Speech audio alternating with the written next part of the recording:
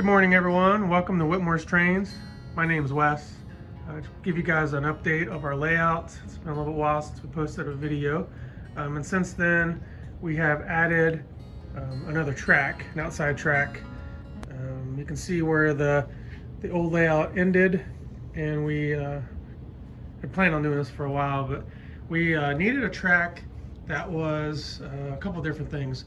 One, it would allow kind of conventional old, post-war trains to run on a level layout, not, without the inclines, and be able to, run at a lower voltage, because conventional, generally runs in the 10 to 12 volt range. So we put on the second output of the Z4000. It still passes through the TIU, so we can bring it up to 18 volts and still run command on it. But it does allow us to run conventional trains separately from the track 1 output, which runs the entire layout in command modes. So gives us a little bit of options for that. Another requirement besides being level, because we have some conventional trains that just don't do a real good job climbing. They either go too fast or too slow on the inclines, and you're always having to jockey the throttle, which is good at times, and sometimes you just don't want to do that. So that was the reason why we built on a flat plane. But we also wanted to be able to cut this back, cut off all this decking, and then have a train that's not restricted to the 6-inch height that we currently have on our track. So there's 6 inches there, but with the height of the track, we're into like the 5 1/8 inch clearance issue. So it's that was high enough for everything we have.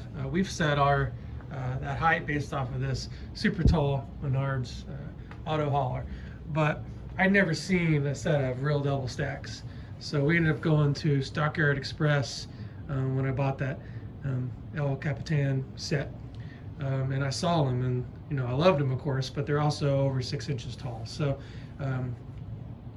this track will allow us to be able to run those in their tall clearance issues. So it's not going to be completely isolated, although it is just a loop that goes around. So I'll walk around real quick. But what we'll end up doing is cutting in, I'll go back to this side, cutting in 2 tracks. We'll connect the 2 tracks with 2 switches from Ross Custom Switches. And I've got those on order, but he builds those in batches, the template stuff, and I've got like 6 of them on order. So as he makes them, whenever he has time to make them, I should get them all one time. So I'm going to put 2 here. There'll be, I guess those are both right hands, and that'll allow the train coming up out of the table to either continue to go up higher or switch over to this track, and then it can stay on an endless loop. Or if it's time to move it around the table, we'll have 2 more lefts that go in that will then back on the 054, come up the ramp, go on the table, and go back down, and go down into the table. So that is what the plan is on that when those switches come. We ended up widening it. Well, this is a 1x4, so it's 3.5 inches. So 3.5 inches all the way around. And then we put a 1x2 edging band to, just to protect the trains if they decide to derail, and to give us a place to, either ballast up or, landscape, not landscape, but, scenery or whatever up to there. It gives us a nice edge for that. So that covers most of that. Oh, the diameter, if you notice, it's not an 072. A Menards track, is 42, 54, and 72, and even I think 96, which would be, clear out to here. We didn't want to do 72 because it would have brought the track out to here or so, and then the decking would have been even more, and I wouldn't have been able to reach the center very easily. And I'm 6'1", I can reach the center of this table still. So to get that, kind of a hybrid, not as big as this 072 and bigger than an 054, we ended up putting 072 and 054s together. So to get it, we had two 054s and then two 072s gives you your 90 degrees.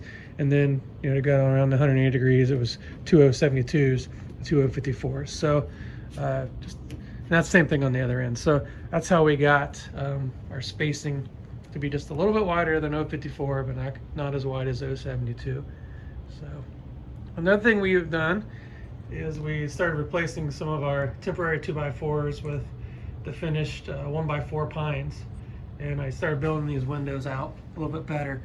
And you can see right now we have two of them. So the next step on these is to build some portals on the ends, backdrop on the back, portals on the ends, and then either grass or the mat, just to make these look a little bit better in there. And I'm only limited to 5 inches or so of height, so it won't take a lot to get them in there, but I did want to spruce those up. And then in the future, as I decide and we have time, I'm either going to extend the helix down further, which I probably won't because it's doing a great job, being at this being the bottom level, and then I can build some fixed shelving there for more trains, or I may go down another layer or two. We haven't really decided that yet, but it's coming along. I guess the last addition is we added a Cripple Creek Indian Works building from Menards to the tabletop level, and it's just sitting there temporarily waiting on those Ross switches to come in. So then we'll cut them in there, and then we'll do our little short track sections to get into the building. So you guys have already seen the bridges. So I guess the last thing we've done is when we went to Stockyard Express, we picked up another DCS remote. So now Max and I can both run the trains at the same time, and we've been able to get 4 trains running in our sessions, no problem. It's been a lot of fun, and Max is getting really good at running trains. So I guess I'll show you guys some videos of us running those trains, and have a good day. Thank you.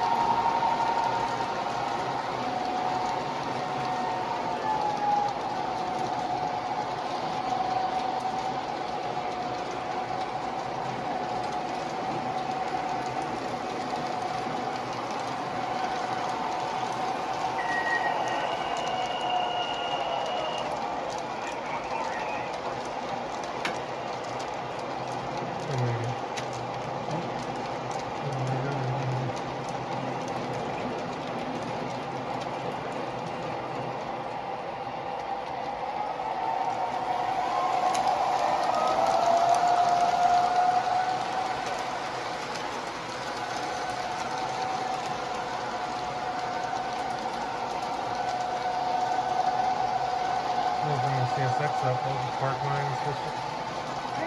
I can park mine.